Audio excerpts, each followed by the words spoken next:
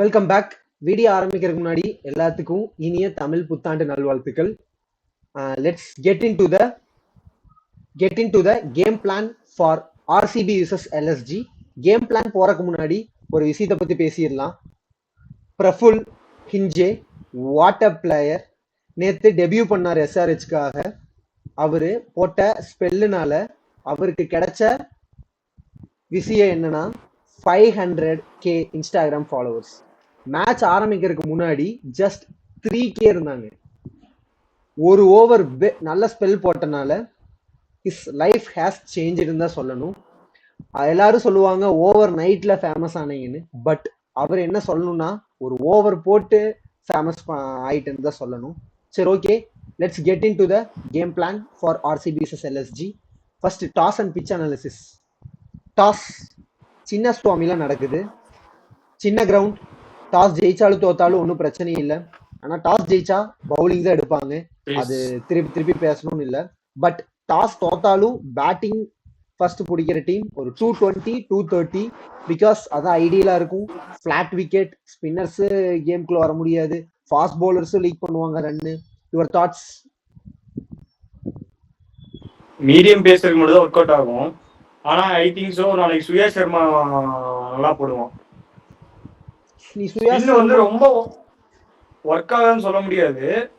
கொஞ்சம் வைடா பிஷ்னாய் மாதிரி கொஞ்சம் கொஞ்சம் ஸ்பேஸ் விட்டு வைடா இழுத்து போட்டாங்கன்னா மேபி விக்கெட்டுக்கு சான்ஸ் இருக்கு. தவிர மீதி பிஸ்தா பவுலர் மாதிரி போடணும், பவுலிங் போடணும். சரி, ஓகே, அது நெக்ஸ்ட் அப்படியே இதுல கேம் பிளான்ல பார்ப்போம் உள்ள போக போக. ஓவராலா பாத்தீங்கன்னா டாஸ் ஜெயிச்சா பவுலிங் தான் பெஸ்ட் டிசிஷனா இருக்கும். லெட்ஸ் கெட் இன் டு எல்எஸ்ஜியோட 11. எல்எஸ்ஜியோட டாப் ஆர்டர் ஓரளவுக்கு டீசெண்டா இருக்கு. மார்க்ரம் போன மேட்ச் நல்லா விளையாண்டாரு. Marsh he can strike very well. Opening right handers 2 பேரும் அது டிஸ்அட்வான்டேஜ் கொடுத்தாலும் but they are looking good. 1 டவுன்ல ரிஷப் பண்ட். போன வருஷம் பூரன் 1 டவுன்ல வந்து சூப்பர்வா ஆடிட்டு இருந்தாரு.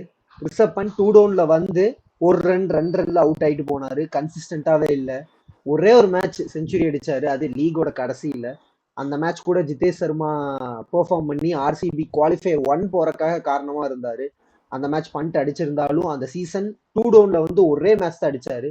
சரி, கேப்டன்சி டிசிஷன் வச்சு சரி நம்ம ப்ரொமோட் பண்ணி பார்ப்போம் அப்படின்னு சொல்லிட்டு இவர் ப்ரொமோட் பண்ணிட்டு பூரனை கீழே 2 டவுன் ஆட வச்சாங்க. ஃபர்ஸ்ட் 2 மேட்ச் கிளிக் ஆகல. சரி, பூரனை பினிஷிங் அமுச்சுடலான்னு லாஸ்ட் மேட்ச் அமுச்சு விட்டாங்க, அதுவும் கிளிக் ஆகல. Let's talk. நீ சொல்ல வந்தீங்க. பண்ட் வந்து 1 டவுனுங்கிறது ஒரு மிஸ்ட்ரி சாய்ஸ் தான் லக்னோவை பொறுத்த வரைக்கும். ஸோ வந்து ஆஸ் அ கேப்டனா அவரை வந்து 1 டவுன்ல இறக்குறேன் அப்படி பார்த்தீங்கன்னா டீமுக்கு தேவை வின்னு. ஸோ ஆஸ் அ கேப்டனா அதை புரிஞ்சு அவரு தான் வரணும். வின்னு வேணும்னா ஒரு சாக்ரிஃபைஸ் பண்ணி தான் ஆகணும். யாரோ ஒருத்தருக்கு எல்லாத்தினாலாம் இது பண்ண முடியாது. ஸோ எனக்கு தெரிஞ்சு பூரானே ட்ரை பண்ணலாம். நல்லா ஆடிட்டு இருந்தாரு. ஏன் நீங்க இது பண்ணி இப்போ டீம்ல கொலாப்ஸ் பண்ணி இப்போ அந்த ஒரு ரன்னு வராம டீம் லூஸ் பண்றதுக்கு நீங்க அதை ஒரு சின்ன ஒரு சேஞ்ச் பண்ணீங்கன்னா வின்னும் கிடைக்க போகுது. இல்ல, இதுல என்ன மேட்டர்னா பண்ட் டீமுக்கு பாரமா தான் இருக்காரு. ஏன்னு சொல்லிட்டா பண்ட் இந்த பொசிஷன் விட்டாடாரு, எந்த பொசிஷனும் ஐடியலா இருக்காது. ஓப்பனிங் அந்த அளவுக்கு ஐடியலா இருக்காது. நியூ பால ஃபேஸ் பண்ணணும், அந்த அளவுக்கு அவரால் தாக்கு பிடிக்க முடியுமா தெரியாது. 1 டவுன்ல ஓரளவுக்கு ரன்னை தேத்திக்கலாம். பிளஸ் எப்ப வேணுமோ பவர் பிளேலயே ஸ்ட்ரைக் பண்ணிக்கலாம். மிடில் ஓவர்ல ஸ்பின்னரும் அந்த பிளேக்குள்ள வர பிளேயர் தான் 1 டவுன் பிளேயர். அதனால அந்த பொசிஷன் தவிர இப்போ 2 டவுன் போக போக கீழே நல்லா அட்டாக் பண்ணணும், நல்லா டேக் டவுன் பண்ணணும். அந்த அளவுக்கு ரன் எடுக்க முடியாது. அதனால அவரை கீழே இறக்க முடியாது. ஃபினிஷிங் இப்ப பூரன் ஆடிட்டு இருக்காரு. அதே பூரனை மேல 1 டவுன் இறக்கி விட்டு பண்ட் ஆட வச்சா இதை விட மோசமா இருக்கும்னு தெரிஞ்சுக்கிட்டு அவர் டாப் ஆர்டர்ல ஆடுறாரு. பட் ஒரு 50-40 அது மாதிரி கன்சிஸ்டண்டா அடிச்சா பரவாயில்ல. ஒரு மேட்ச் ஜெயிச்சு கொடுத்தாரு 65. மித்தபடி போன மேட்ச் 18, அதுக்கு முதல் மேட்ச் 9. சரி, ஓகே, நெக்ஸ்ட் பாத்தீங்கன்னா 2 டவுன்ல இன்ட்ரெஸ்டிங்கா பதோனி வராரு. பதோனி அவரை நம்பி 2 டவுன்ல இறக்குறாங்க. பட் ஒரே ஒரு மேட்ச் தான் 50 அடிச்சாரு. அந்த முகில் சௌத்ரி ஜெயிச்சு கொடுத்தாருல அந்த கேகேஆர் மேட்ச். மித்தபடி அவர்கிட்ட ரன்ஸ் அந்த அளவுக்கு எதிரே பார்க்க முடியல. பிளஸ் ரன் வரல. என்ன ஃபார்ம்ல இருக்காருன்னு எக்ஸாக்டா தெரியல. டொமஸ்டிக்ல கூட டீசெண்டா அடிக்கிறாரு. பட் அது வேற, இது கொஞ்சம் இன்டர்நேஷனல் லெவலுக்கு அந்த ஸ்டாண்டர்ட் பவுலர்ஸ் எல்லாம் இருக்கிறதுனால அவர்னால அவ்வளோ கன்சிஸ்டண்டா ஐபிஎல்ல பேரு வாங்க முடியல, ரன்ஸ் அடிக்க முடியல. நெக்ஸ்ட் பாத்தீங்கன்னா அப்துல் சமத் ஃபினிஷிங் போன மேட்ச் சமி கூட 5 பாலுக்கு 15 எடுத்தாரு. கிரேட்டஸ்ட் ஃபினிஷர் ஆவேஸ் கான் 1 பாலுக்கு 4 அடிச்சாங்க. பட் பூரன் 22 பாலுக்கு 18, அப்துல் சமத் 15 ரன் ஏதோ சம்திங் அவுட் ஆஃப் 16 நினைக்கிறேன். என்ன ஃபினிஷிங் வச்சிருக்காங்கன்னு தெரியல. இப்போ எல்லாரும் கேவலமா விளையாண்டு பிச்சு கொஞ்சம் மோசமாயி இந்த மாதிரி கேவலமா ஃபினிஷ் பண்ணா பரவாயில்ல. சமினால வந்து 5 பால் 15 அடிக்க முடியுது. 1 பால்ல ஆவேஸ் கான் 4 அடிக்க முடியுது. இவர்னால 22 பால்ஸ் 18 அடிக்கிறாங்க. சுச்சுவேஷன் தகுந்த மாதிரி தான் எடுத்துட்டு போனாங்க. பட் 22-18 எல்லாம் ரொம்ப பெரிய ஸ்கேம். ரொம்ப இதெல்லாம் ஃபினிஷிங்னு சொல்ல முடியாது. டீமை தான் ஃபினிஷ் பண்ற மாதிரி இருக்கு. தாட்ஸ் அவங்களோட ஃபினிஷிங். சீரியஸா நீ ஸ்கேம்னு சொல்றதா நான் இருந்தது. ஒரு 30க்கு எவ்வளவு ஒரு பண்டு ஒரு 27 crores போட்டு வாங்கினவர நீ அசால்ட்டா பாரமா இருக்காருன்ட்ட. இல்ல பாரமா தான் இருக்காரு அவர். ஒன் டவுன் நீயே யோசிச்சு பாரு. அவருக்கு ஐடியில T20 ஓகேடா அக்செப்ட் பண்ணிக்கிறேன். அப்ப நீங்க ஒண்ணு அவ்வளவு எக்ஸ்பென்ஸ் கொடுத்து வாங்கிருக்கீங்க, ஒண்ணு அவர் யூஸ் பண்ண முடியல, ஒண்ணு அவர் விடணும், இல்லைன்னா அவர் பிரைஸ் அமௌண்ட் கம்மி பண்ணிட்டு வேற யாராச்சும் நல்ல பிளேயரை எடுக்கணும். ரெண்டும் பண்ணாம இல்ல டீம் ஓனர்ஸ் வந்து இந்தியன் கேப்டனா ஓரளவுக்கு டெஸ்ட்ல எல்லாம் எவ்வளவு ஸ்ட்ரைக் பண்றாரு, ஒரு பேர் இருக்கு, அவரால் கேப்பபிள் இருக்கு. பட் கரண்டா இருக்கும்போது அவரு பார்த்தாலே தெரியுது அவர் சூட் ஆக மாட்டாரு இந்த T20 இதுக்கு. ரொம்ப பொறுமையா ஆடுறாரு. டிஃப்ரெண்ட் ஷாட்ஸ் எல்லாம் எட்டு வர மாட்டேங்கிறாரு அவர் கேமுக்கு. டெஸ்ட்டை படுத்துட்டு அடிக்கிறாரு, பறந்து அடிக்கிறாரு. பட் T20ல தேவைப்படும் போது டெஸ்ட் ஆடிட்டு இருந்தா என்ன பண்ண முடியும்? சொல்லு.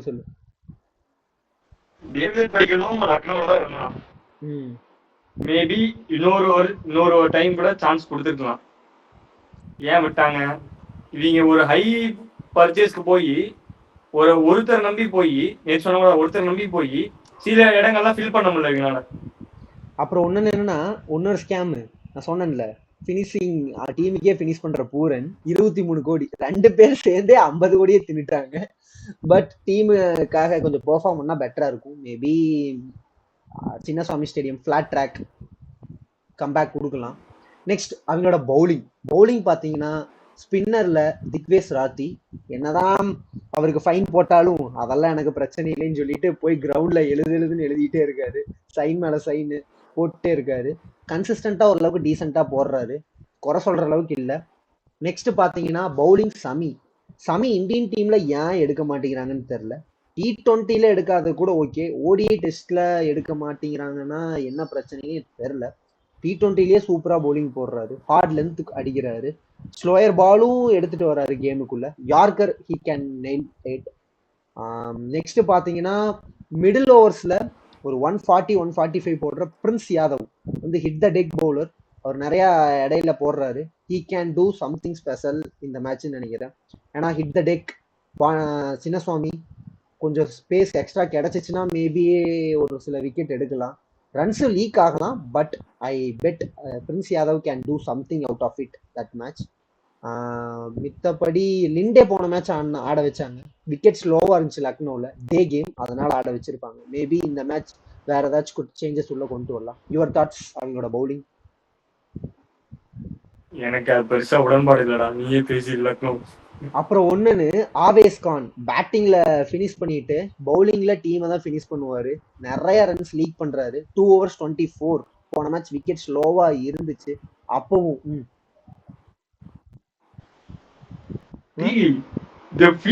ஆவேஸ் கான் அவர் தான மெயின் ஃபினிஷர், தெரியுமா?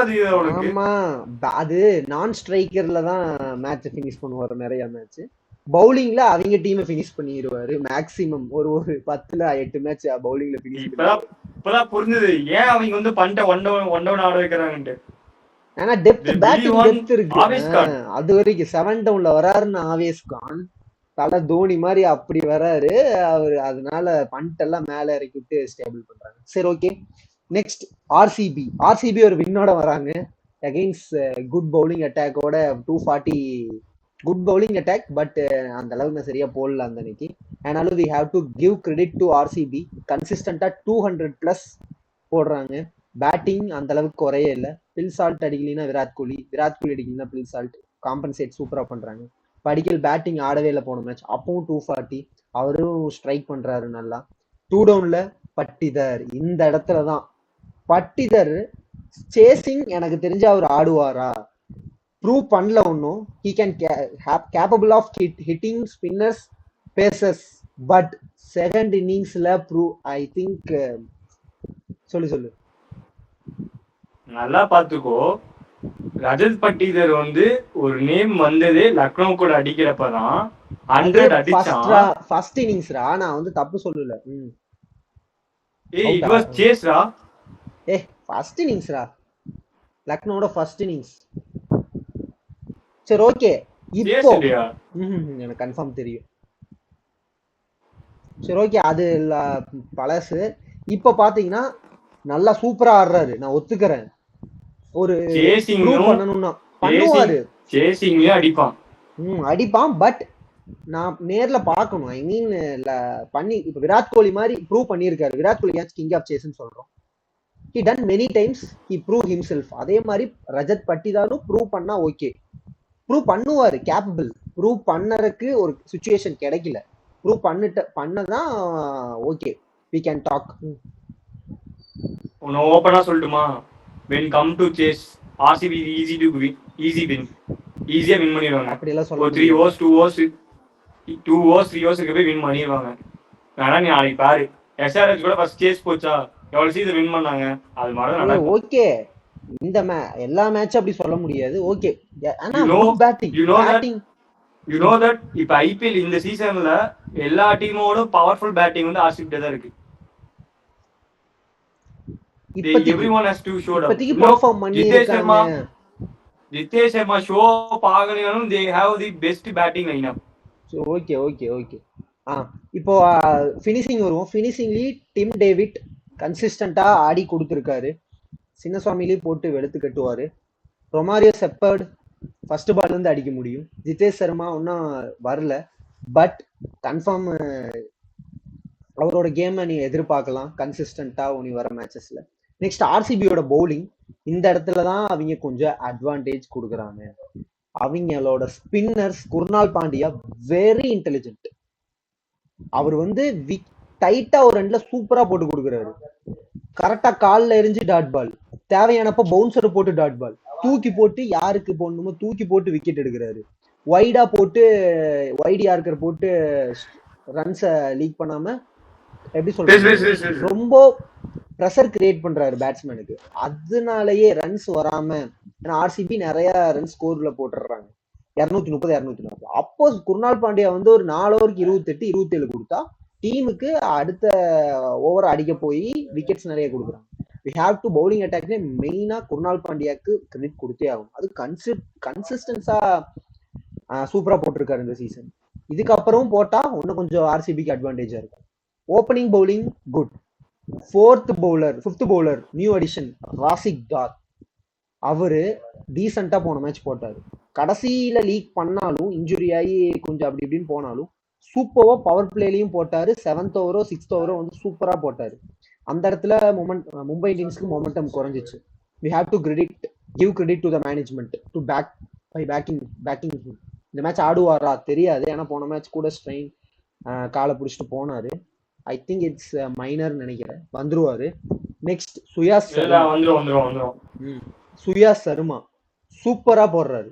அவரோட ஆக்ஷன் யூனிக் அண்ட் குயிக்கா இருக்கிறதுனால பேட்ஸ்மேன்னால அவ்வளவு சீக்கிரம் ரியாக்ட் பண்ணி அடிக்க முடியல. சுயா சர்மா பத்தி பேசணும்னா really is a good bowler. மித்த டீம் ஸ்பின்னர்ஸை கம்பேர் பண்ணும்போது ஆர்சிபிக்கு நீங்க 2 பேருமே சூப்பரா போடுறாங்க. என்னதான் வருண் சக்கரவர்த்தி வச்சுக்கோ, என்னதான் சுனில் நரேன் வச்சுக்கோ, அவங்களே லீக் பண்றாங்க run. But this combination Krunal Pandya ஒரு ரெண்டுல டைட்டா போட, சுயா சர்மா நல்ல பால் ஐ மீன் போடலினாலும் கன்சிஸ்டண்டா விக்கெட் எடுத்து கொடுக்குறாரு. காரணம் அந்த எண்ட்ல கொடுக்குற ப்ரெஷர். 2 பேர் சேர்த்து வச்சு பார்க்கும்போது it a good spin attack. Death ஓவர்ல புவனேஸ்வர் குமார் பின் பாயிண்ட்ல யார்கர் போடுறாரு. 5ல 4 பால் யார்கர் போட்டு பண்ணிடுவாரு. 10 ரன் போனால் டெத் ஓவர்ல ஆர்சிபி எந்த டீம் இருந்தாலும் 10 ரன் எல்லாம் எடுத்துப்பாங்க. நெக்ஸ்ட் ஹேசல்வுட் அவர் நியூ பால்லயும் நல்லா போடுவாரு, டெத் ஓவர்லயும் நல்லா slower ball yorker he can do well. Duffy ஆனார்னா கொஞ்சம் ரன்ஸ் லீக் பண்றாரு. ஏர்லியரா அவருக்கு நியூ பால்ல ஸ்விங் கிடைச்சு விக்கெட் எடுத்தா மட்டும்தான் உண்டு. அவரு நான் கன்ஃபார்ம் பேக் பண்ண மாட்டேன். டெத் ஓவர்ல எல்லாம் அவர்னால எல்லாம் கண்ட்ரோல் பண்ண முடியாது. 15-16 ரன்ஸ் எல்லாம் கன்சிஸ்டன்டா கொடுத்துருவாரு. 2 ஓவர்ஸ் போட்டார்னா 30 எழுதி வச்சுக்கணும் ரியலி.